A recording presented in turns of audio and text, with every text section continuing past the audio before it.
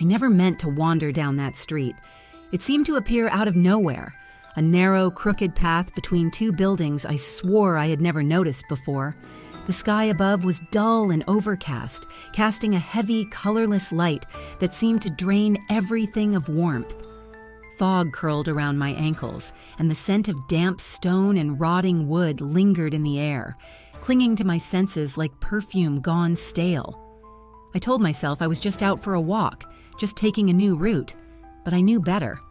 The truth was, I had been searching for something, even if I didn't know what. The fear had been building for weeks.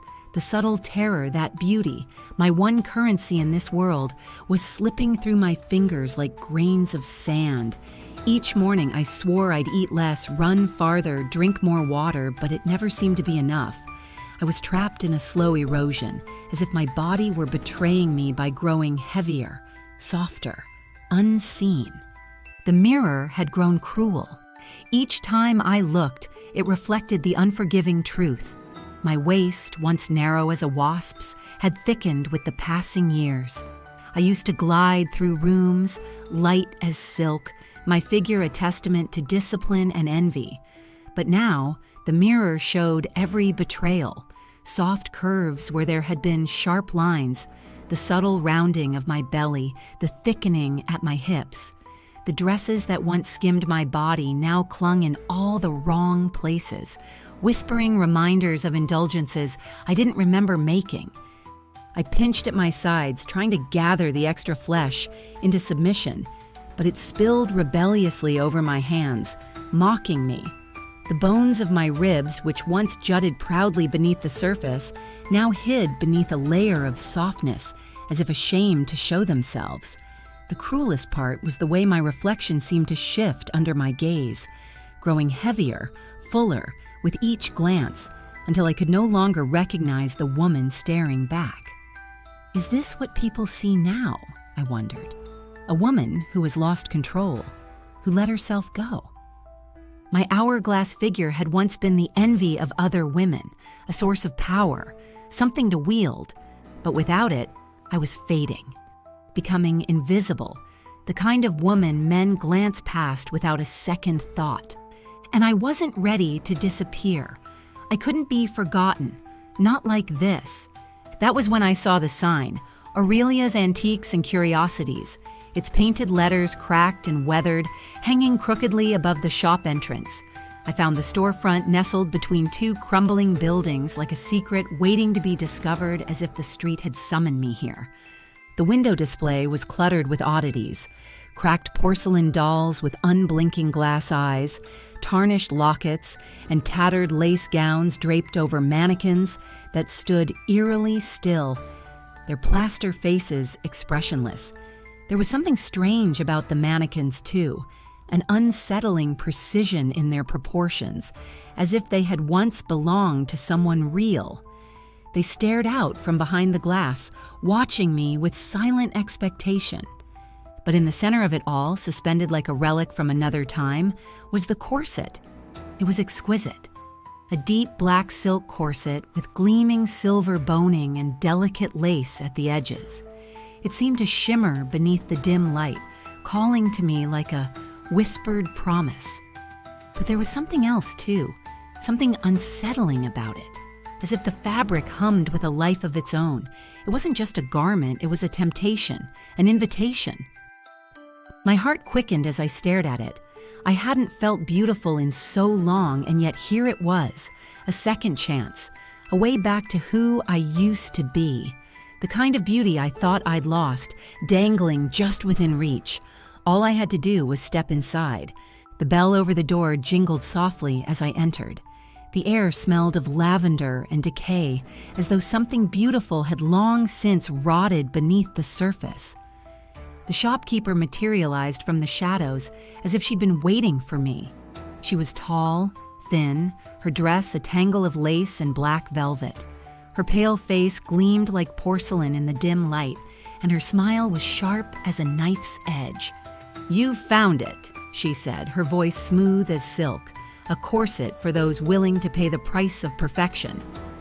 Her words slid through me like a warm draft. I couldn't tell if it was a warning or a promise. "How much?" I whispered, my gaze fixed on the corset. The shopkeeper's smile deepened. "Oh, it's not about money, dear. Beauty has never been cheap, but it is always earned." Before I could respond, she lifted the corset from its place and draped it across my arms. It felt heavier than I expected and warm, as if it were alive. I didn't resist when she guided me toward the fitting room. "Try it on," she whispered, her cold fingers lingering on my shoulder.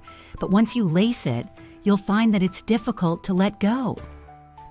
Inside the fitting room, I stood before the mirror, heart pounding. I slipped out of my coat and blouse, goosebumps rising on my bare skin. The corset gleamed in the low light, a beautiful, terrible promise. I hesitated for only a moment before wrapping it around my torso. The silk clung to me like a second skin, the boning pressing against my ribs with a delicious ache.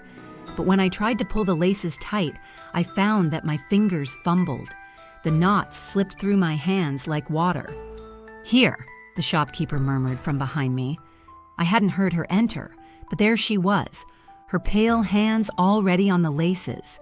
She tugged gently at first, then harder, until the corset cinched tight against my waist. I gasped as the steel boning pressed into my ribs, forcing my body into the shape it demanded. The pressure was intoxicating. Painful, yes, but thrilling. I stared at my reflection in awe. My waist was a perfect hourglass, my figure sculpted into something delicate, sharp, impossible. I looked like a porcelain doll, fragile, flawless, but the shopkeeper wasn't done. "Tighter," she whispered, her voice curling around me like smoke. I tried to protest, but the words caught in my throat. My breath came in short, shallow gasps as she pulled the laces tighter and tighter until the fabric became part of me, until I couldn't tell where my skin ended and the corset began. "There," she said with a satisfied smile, her fingers trailing lightly over the boning. "Perfection." That night, I wore the corset home. I tried to take it off, but the laces refused to budge. They seemed to tighten when I touched them, as if alive. I thought I heard the softest whisper, a voice like the shopkeeper's, coaxing, urging me to pull them tighter still. The next morning, I told myself I wouldn't wear it again, but somehow, as if by instinct, my hands found the laces. I swore I was alone, but it felt as though the shopkeeper stood behind me, unseen hands guiding mine, tugging at the laces with an almost maternal patience. "You can't stop now," the voice murmured inside my head. "There's still more to become." The corset seemed to grow tighter on its own, cinching my ribs until I could hardly breathe. Every movement became a delicate struggle, every breath a shallow gasp. But I looked beautiful. I saw it in the mirror, my skin glowing with the brightness of desperation, my waist sculpted into something unnatural and divine. The shopkeeper's presence haunted me. Even when I was alone in my room, it was as if her hands were still on me, pulling the strings and tightening the laces. I'd stand before the mirror, staring into my reflection, but it was no longer my face that I saw. The woman in the glass was something else, something hollow and strange, with empty eyes and a brittle smile. Days bled into nights, and I lost all sense of time. The corset had become part of me, tightening each time I tried to resist, whispering promises of beauty, youth, and admiration. I stopped eating.